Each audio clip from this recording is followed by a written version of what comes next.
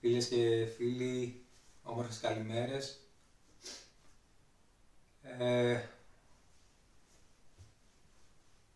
Καλή φθινοπορεινή ησημερία. Σκεφτόμουν καιρό να κάνω το συγκεκριμένο βίντεο, αλλά μάλλον είναι και η ώρα. Μιας και προσφάτως, βλέποντας στο διαδίκτυο μια εκπομπή που δεν ξέρω πότε έγινε αυτή η εκπομπή, πάντως σίγουρα μετά το ατύχημα του Οντεμπόνο, που αυτό είναι και το σημερινό θέμα. Μια εκπομπή λοιπόν του κυρίου Θεοδωράκη,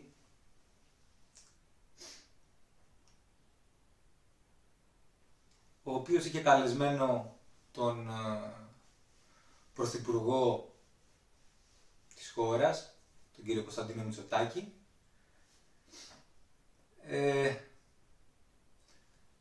Του έκανε κάποιες ερωτήσεις σχετικά με το ατύχημα των τεμπών. Έδωσε τις απαντήσεις ο κύριος Μητσοτάκης και με τις απαντήσεις συμφωνούσε και ο δημοσιογράφος, ο οποίος στο παρελθόν έχει πολιτευτεί. Καλά, βέβαια τώρα οι δημοσιογράφοι μονίμως σε αυτό το καθεστώς είναι στην πολίτευση και στην μεταπολίτευση.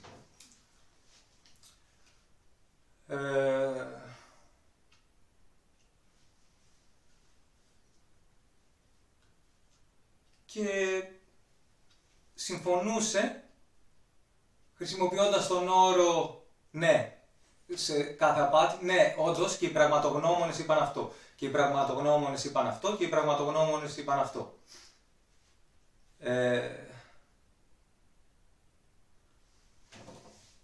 Όμως με μία έρευνα προσωπική που έχω κάνει, όπου θα σας δώσω όλα τα στοιχεία για να ανατρέξετε και να εξετάσετε την ποιότητα αυτών των στοιχείων, τα οποία ποτέ δεν αναφερθήκαν σε κανένα διαδικτυακό μέσο, ούτε ακόμη σε εκπομπές που κάνουν άνθρωποι που μάλιστα επικαλούνται το υπερβατικό και το μεταφυσικό και τάχα μου γνωρίζουν πράγματα. Ενώ είναι δεδομένα τα οποία μπορεί να τα πάρει ένα παιδί με μια στοιχειώδη λογική, να τα επεξεργαστεί, να τα αναλύσει και να τα αποδώσει σε κάποιο κοινό. Λοιπόν, κάνοντας λοιπόν την προσωπική μου έρευνα, η εταιρεία Zim Monitor Ισραηλιτικών συμφερόντων, με επικεφαλής πρόεδρο της εταιρείας τον κύριο Έλλη Γκλίκμαν, ο οποίος είναι Ισραηλινός, πρώην αξιωματικός, ανώτατο στέλεχος του στρατού των Ισραηλιτικών ειδικών δυνάμεων, με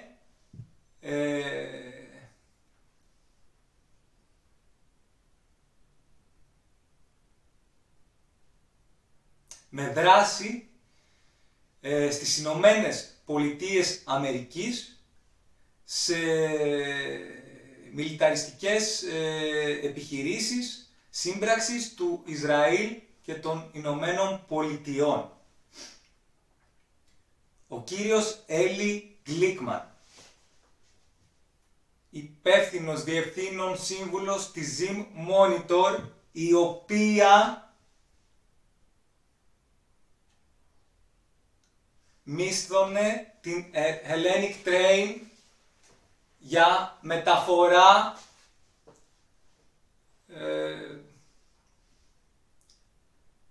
στρατιωτικού υλικού. Είναι γνωστά πράγματα.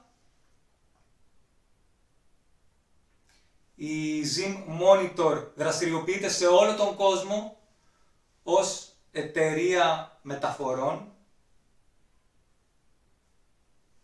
η οποία μεταφέρει οτιδήποτε είναι αναγκαίο για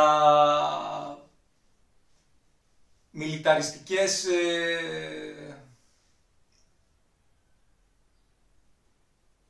τέλος πάντων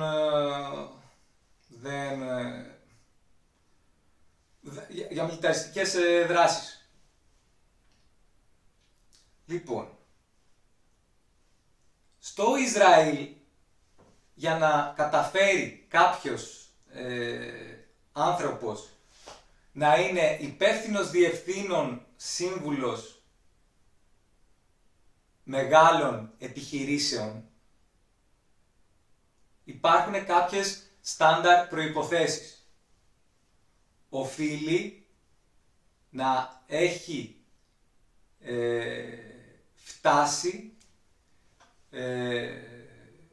στα ανώτατα αξιώματα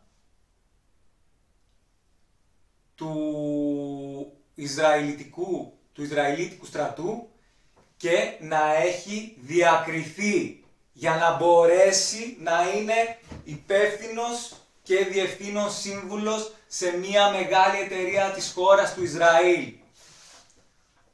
Κάντε και γι' αυτό μια έρευνα και εξετάστε το. Τώρα βέβαια, αν έχετε διαβάσει και όλο το βαβυλωνιακό Ταλμούδ, αυτό θα είναι κάτι πολύ θετικό για να μπορέσετε να εισχωρήσετε κι άλλο για ποιο λόγο κάποια πράγματα γίνονται κατά αυτόν τον τρόπο.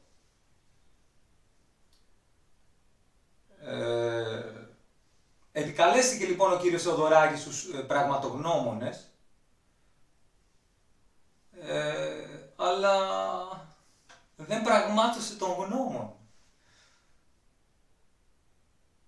με βάση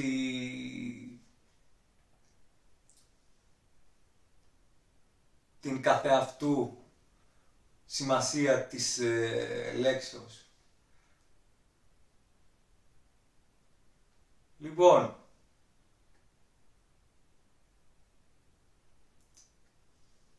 είναι πράγματα τα οποία δεν αναφέρθηκαν σε καμία εκπομπή, σε κανένα κανάλι και δεν βγήκε κανένας να δώσει αυτά τα επίσημα στοιχεία. Η Hellenic Train μισθωνόταν από την Zim Monitor.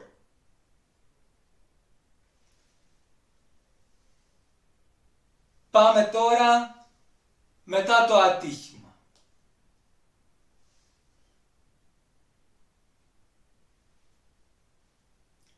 Το ατύχημα συνέβη, το δυστύχημα στα Τέμπη, καθαρά από αδυναμία οργάνωσης του ΟΣΕ, της Hellenic Train. Καθαρά. Σε αυτό εδώ δεν είχε καμία εμπλοκή η Zim Monitor. Ήθελε να μεταφερθεί το υλικό της με ασφάλεια.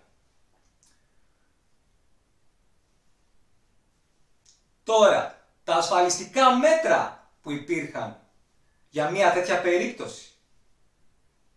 Ο κάθε Έλληνας φορολογούμενος αυτή τη στιγμή θα πληρώνει από την τσέπη του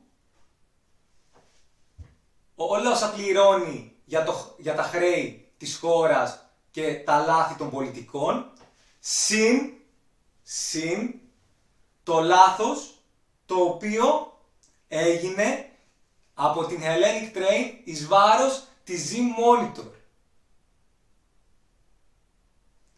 Και αν πάμε λίγο μετά από αυτό, θα δούμε και τα όπλα που φύγαν στην Ουκρανία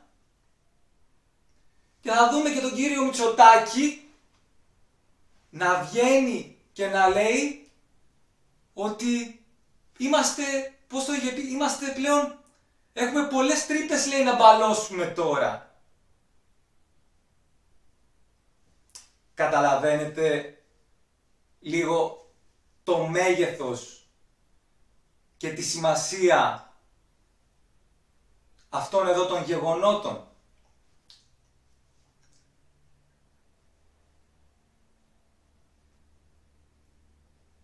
Αυτά ήταν κάποια στοιχεία που ήθελα να δώσω μέσα από αυτό εδώ το βίντεο, γιατί ως νοήμων άνθρωπος δεν μπορώ να κάθομαι να χάφτω ό,τι μου πει ο κύριος Θεοδωράκης σε ένα κανάλι της τηλεόρασης. Είναι ντροπή μεγάλη για τον ίδιο τον Έλληνα, για τους νεκρούς του δυστυχήματος, για τους φορολογούμενους πολίτες αυτής της χώρας, για τη δημοκρατία και για την αναξιοκρατία που υπάρχει. Το δυστύχημα των τεμπών δεν ήταν μόνο ένα μεγάλο πολιτικό έγκλημα, αλλά μέσα από αυτό αποκαλύφθηκε και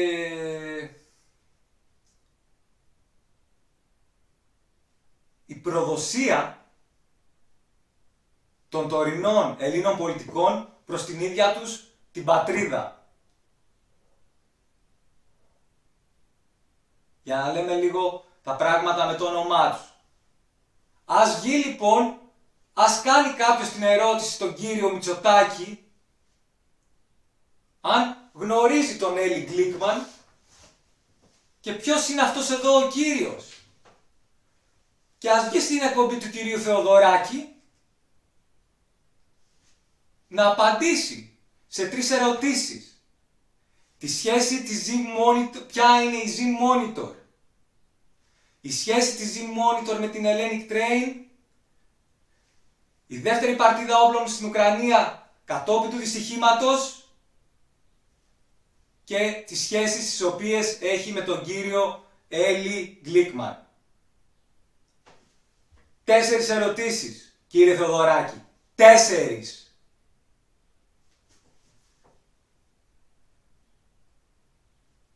Αυτά είχα να πω.